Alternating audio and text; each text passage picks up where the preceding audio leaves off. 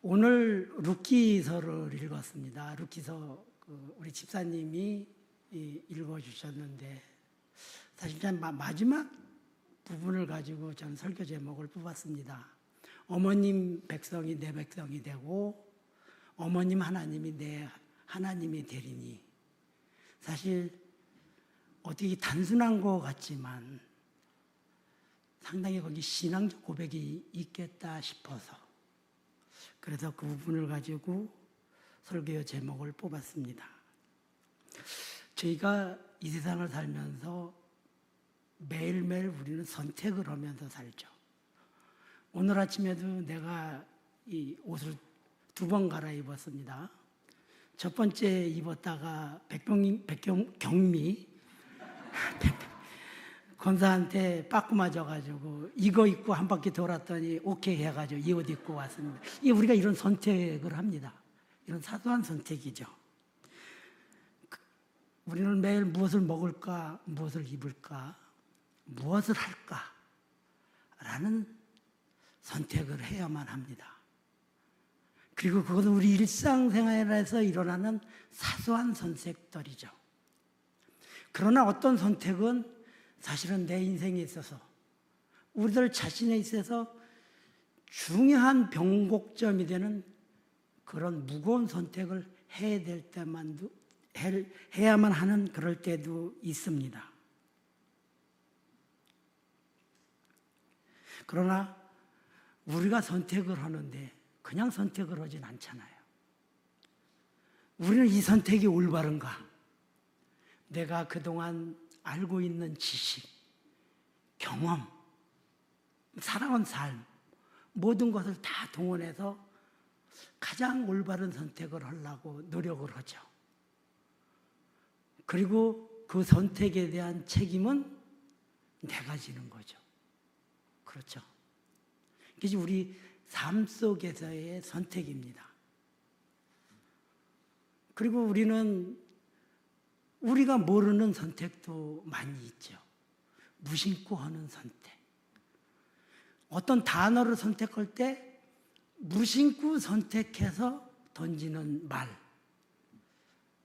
이런 것이 나에게는 어떤 자존감이나 만족감을 줄 수도 있지만 상대방에게는 상당히 상처가 되는 그런 선택의 말을 할 때도 있습니다. 그리고 또 어떤 경우에는 내가 선택만 하는 게 아니라 상대방으로부터 선택을 받기도 하죠. 이제 젊은 사람들하고 제가 직장에서 일을 하면 젊은 사람들이 흔히 쓰는 표현이 픽당한다 그래요. 픽. 나는 아무 상무기한테 픽당했어. 그래서 상무님이 오래. 기쁜 마음으로 가죠. 그런데 또 어떤 선택은 이제 좀 험한데 예를 들어서 큰 무슨 관리소 같은데 이제 엘리베이터 쪽은 그렇잖아요. 거길 가면 서로 또 안 가려고 그래요. 이제 이게 사람의 심리죠. 그런데 선택을 보면 사실 대표적으로 결혼은 나 혼자만의 선택을만 가지고 되는 건 아니잖아요. 상대방이 같이 선택을 해줘야지만 그래야지만 선택이 되는 거죠. 송장로님도 앉아 계시지만 송장님이 정권사님을 선택했지만 정권사님도 송장님을 선택해 줬기 때문에 결혼을 하고 여기까지 살아오신 거죠. 보쌈을 해가지고 강제로 데려온 건 아닐 거니까. 옛날이 아니니까. 대표적으로 결혼이 그렇지만 우리가 살면서 어떻게 보면 많은 부분에 대해서 내가 선택도 하지만 또 선택을 당하면서 삽니다. 그런데 내가 선택하는 건 내 자유의지지만 상대방이 나를 선택하는 것은 상대방이 나의 생각과 삶과 모든 행동을 보고 나를 선택해 주죠. 그래서 선택에는 약 2가지 개념의 선택을 가지고 있지 않은가 그렇게 생각을 합니다. 그럼 이걸 우리 신앙적으로서의 우리는 어떤 선택을 하면서 살아갈까라는 생각을 해보았습니다. 첫 번째로는 저는 이제 관념적 선택이라고 하죠. 관념적 선택이라는 것은 뭐냐면 내가 조금 아까 설명했듯이 내가 가지고 있는 지식, 경험 이런 걸 토대로 해서 판단하고 그리고 행동하는 것입니다. 우리 신앙생활을 하면서 우리가 믿음을 가지고 논할 때도 우리는 사실은 관념적 선택을 할 때가 너무 많이 있습니다. 왜 그러냐면 내가 교회 다니면서 여태까지 들었던 얘기, 내 공동체하고 사람들하고 나누면서 나도 모르게 그리고 우리도 모르게 우리만의 틀을 만들어 놓습니다. 그리고 그 틀을 벗어나면 믿음이 없고 신앙이 없고 그런 사람이 야 라고 단정적으로 얘기하죠. 그리고 내가 생각하고 있는 관념, 내가 가지고 있는 틀, 내가 가지고 있는 지식, 내가 판단하는 하나님, 내가 판단하는 예수님만 가지고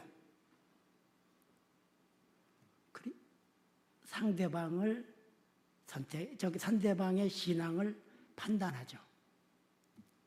그게 과연 100% 옳을 수 있을까요? 옳지 않다라고 저는 옳지 않을 수 있다라고 생각합니다. 그러니까 내가 생각하고 있는, 내가 판단하고 있는, 내가 만들어놓은 틀 가지고 신앙생활을 하는 거야 누가 뭐라고 그럴 수 없지만, 그러나 그 판단을 가지고 상대방한테 잣대를 들이대고 옳다 그르다를 판단하는 것, 이것은 대단히 잘못된 것 아닌가라는 생각을 합니다. 이런 부분이 저는 관념적 선택이라고 판단을 합니다. 그런데 그런 사람들의 특징이 뭐냐면, 물론 저도 그렇습니다. 자기애가 깊어요. 자기를 너무 사랑해. 뭐든지 자기 중심적이야.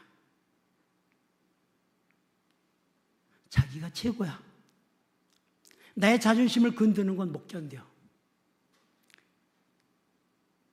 그런데 그거의 반만큼이라도 이웃을 사랑하고 이웃의 자존심을 건드리지 않으려고 노력을 한다라고 하면, 이것은 관념적 선택에서, 관념적 신앙에서 혹은 기계적 신앙에서 벗어날 수 있는 그런 믿음이 되지 않을까라고 생각을 해봅니다. 그래서 저희들은 늘 무엇을 가지고 사실은 씨름을 해야 되냐 하면, 나의 신앙이 기계적인가 관념적인가, 아니면 내가 어떤 틀 속에 갇혀 있나, 이런 부분에 대한 점검을 우리가 스스로 해야 될 것 같습니다. 내가 옳은 것이 100% 옳은 건 아닙니다. 내가 알고 있는 것이 그것이 100이 아니라는 거죠. 그래서 상대방을 존중하고 그럴 수 있는 믿음을 갖는 게 우리 평신도들이 지켜나가야 될 기본적인 소양이 아닌가, 그렇게 생각을 해봅니다. 두 번째로는, 사실 내가 전자에도 얘기했지만 룻기를 보면서 신앙적 선택이라고 제목을 정했습니다. 오직 예수, 오직 믿음, 오직 사랑, 오직 은혜, 그리고 그 모든 것을 종합해서 우리가 예수님 앞에 무릎 꿇고 기도하는 것, 여기서 출발하는 것이 저는 신앙이라고 생각을 합니다. 그리고 그 생각과 그 믿음을 내 가슴 속에 얼만큼 담고 있느냐, 그것이 신앙이라고 생각을 합니다.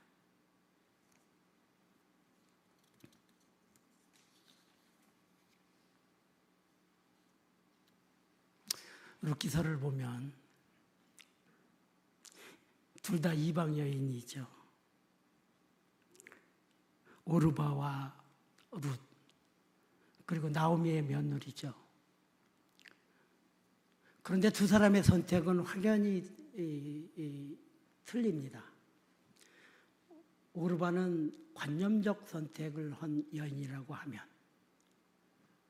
룻은 신앙적 선택의 모범이라고 그렇게 생각할 수 있습니다. 룻의 그 선택이 그 당시에는 괴롭고 힘들었지만 이방 여인으로서 예수님의 계보에 오르는 그런 영광을 안고 있죠. 지금 현재 우리에게 오는 고난이나 어떤 힘듦이 우리의 선택을 좌우하는가 안 하는가?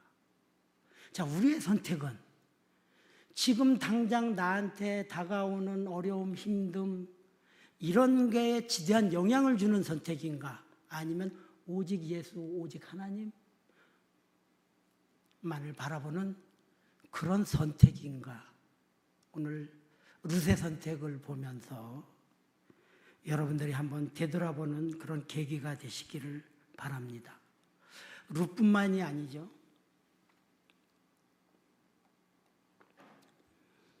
아브라함은 본토 친척 아비 집을 떠나라는 그 말 한마디에 지금까지 생활했던 모든 것을 버리고 떠나는 선택을 했습니다. 이런 걸 가지고 우리가 이제 아브라함뿐만 아니고 성경에도 많은 부분 믿음의 선진들이 그런 선택을 했고, 그런 선택을 한 사람들은 결과적으로 그 당시의 삶은 피폐했을지언정 나중의 삶은 풍족해지고, 그리고 역사의 길이 남는 믿음의 선진들이 된 것을 볼 수 있습니다. 우리의 선택이 그런 선택이 됐으면 하는 그럼을 소망을 담아 봅니다. 우리는 항상 말은 하기 쉬워요. 저도 여기서 이렇게 얘기를 하고 있지만 제 스스로에게 늘 의문부호를 가지고 있습니다. 내 가슴속에 얼만큼 담고 있나. 분명한 것은 그것은 내가 자랑한다고 해서 되는 게 아닌데, 그것은 상대방한테 보이겠죠. 어떤 형태로든 어떤 모습이든. 그런데 내가 현대교회 장로로서 현대교회 안에서 어떤 모습으로 비춰질까? 전 사실 그 부분을 많이 생각을 합니다. 그리고 늘 그런 부분을 마음속에 담고 가슴에 담고 그리고 기도하면서 우리가 어떤 일을 결정해 나간다고 하면 그건 분명히 관념적 선택이 아니라 신앙적 선택이라고 얘기할 수 있을 것입니다. 결론적으로 말합니다. 큰일 났네. 이거 너무 시간이 빨리 지나가는데.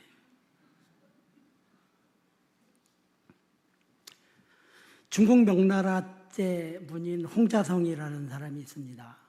그분이 지은 책은 다음에 이런 얘기가 있어요. 대인, 김대인의 대인이 아닙니다. 큰 대자 사람인자, 큰 사람, 자고로 큰 사람은 춘풍지기하고 추상이라. 이게 무슨 말이냐면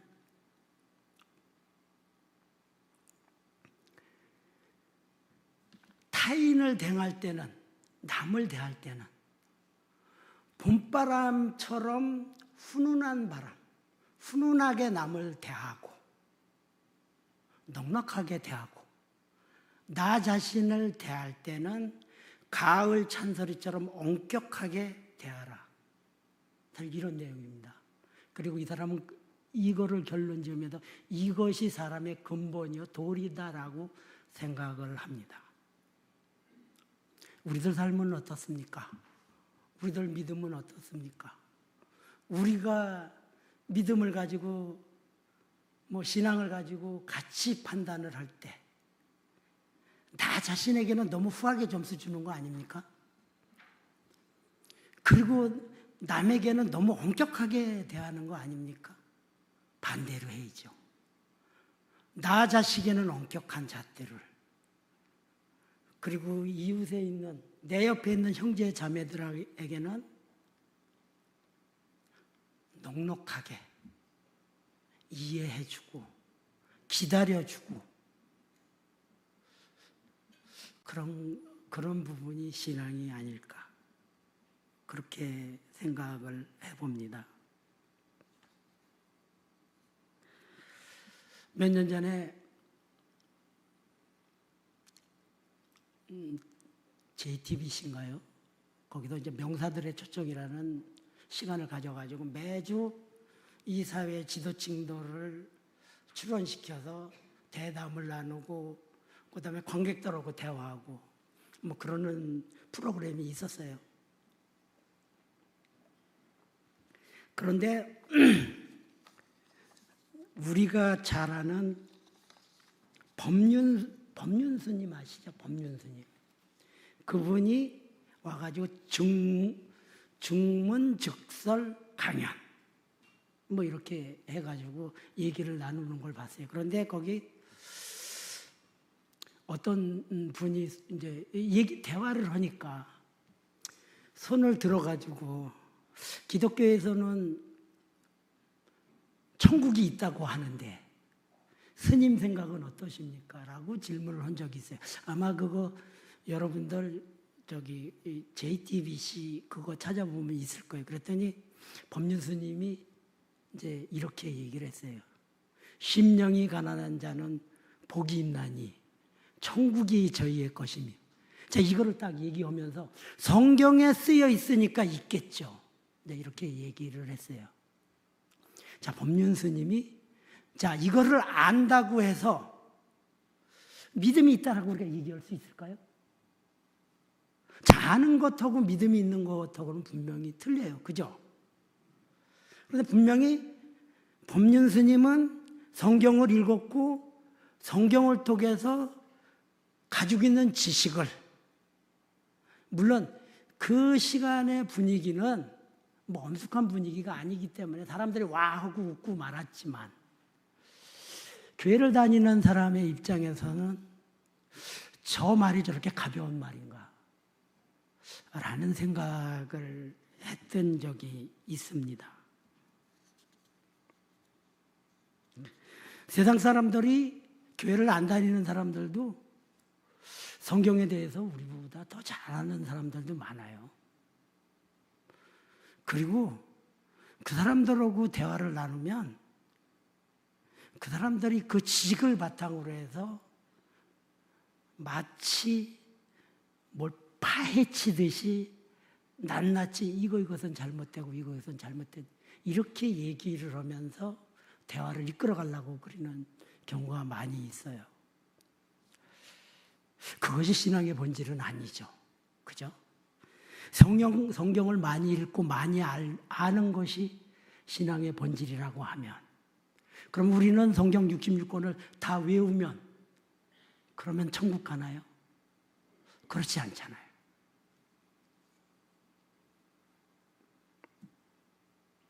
마태복음 6장 33절에 이렇게 써 있습니다. 너희는 먼저 그의 나라와 그의 의를 구하라. 하나님의 의를 구하라는 거죠. 성경을 많이 읽어라, 많이 외워라 라고 얘기하지 않습니다. 하나님의 의를 구하라고 얘기하고 있습니다. 하나님의 의는 창세기에서부터 요한계시록까지 간통하는 큰 뼈대이자 뼈대입니다. 흐르는 강입니다. 물입니다. 사실은 하나님의 의를 빼놓고는 우리가 믿음을 얘기할 수 없죠. 성경을 얘기할 수 없죠. 신앙을 얘기할 수 없습니다. 로마서 1장 17절에는 복음에는 하나님의 의가 나타나서 믿음으로 믿음에 이르게 하나니, 신앙의 본질을 얘기하고 있는 것 같습니다. 제가 무슨 목사님처럼 신학에 대단한 조예가 있어서 신학적으로 무엇을 풀고 그러진 않지만 한글은 다행히 알아서 그냥 읽는 대로 판단을 하자면 그런 것 같다라는 생각이 어렴풋이 들어서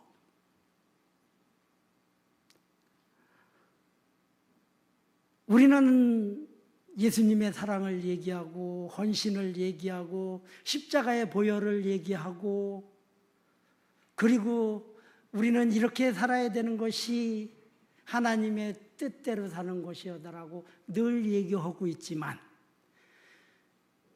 그러나 성경 전체에 흐르고 있는 하나님의 의는 무엇으로 규정하고 있습니까? 무엇으로 단정하고 있습니까? 의가 과연 뭐라고 여러분들은 마음속에 정립해 놓고 사시는지요?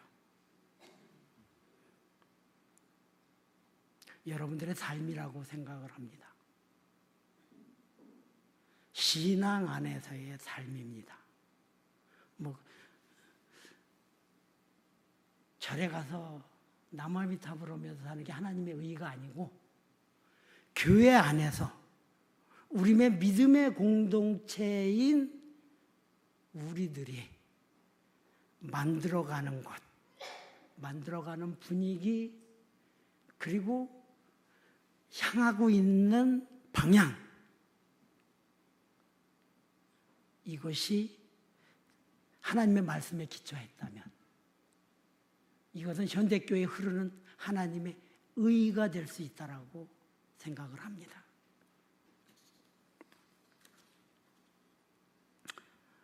오늘 우리가 이 자리에서 예배를 왜 드립니까? 하나님을 믿는 사람들이기 때문에 예배를 드리죠. 그리고 이 자리에서 기도하죠. 하나님께 기도드리죠. 이런 행위들이 우리의 진실한 사람 마음 한 사람 한 사람 마음을 모아서 우리가 예배드리고 있는 지금 이 시간이 바로 우리의 신앙이고 하나님의 의가 흐르는 그런 예배라고 생각을 합니다.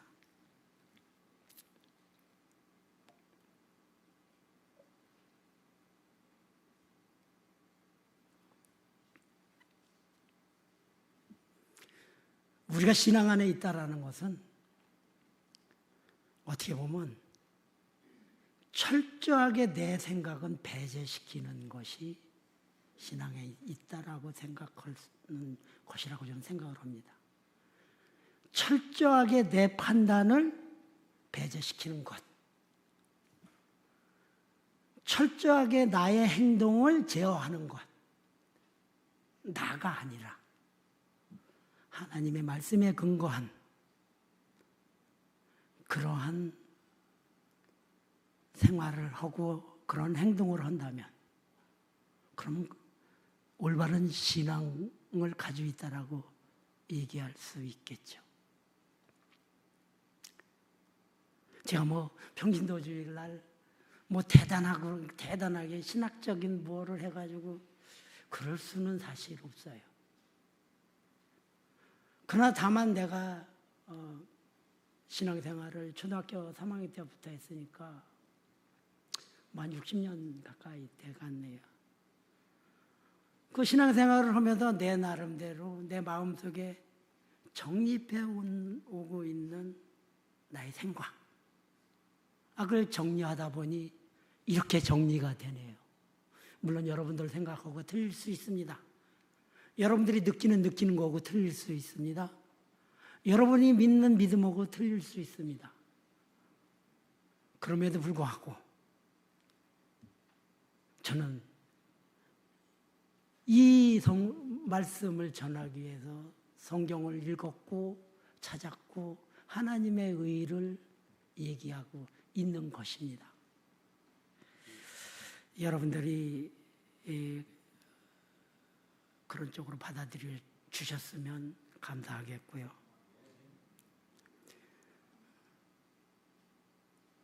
여러분은 지금부터의 삶은 철저하게 무엇을 선택하는 자의 삶이 아니고 오로지 생명이신 예수 그리스도의 선택을 받는 그런 믿음의 백성들이 다 되시기를 간절히 소원하면서 기도드립니다.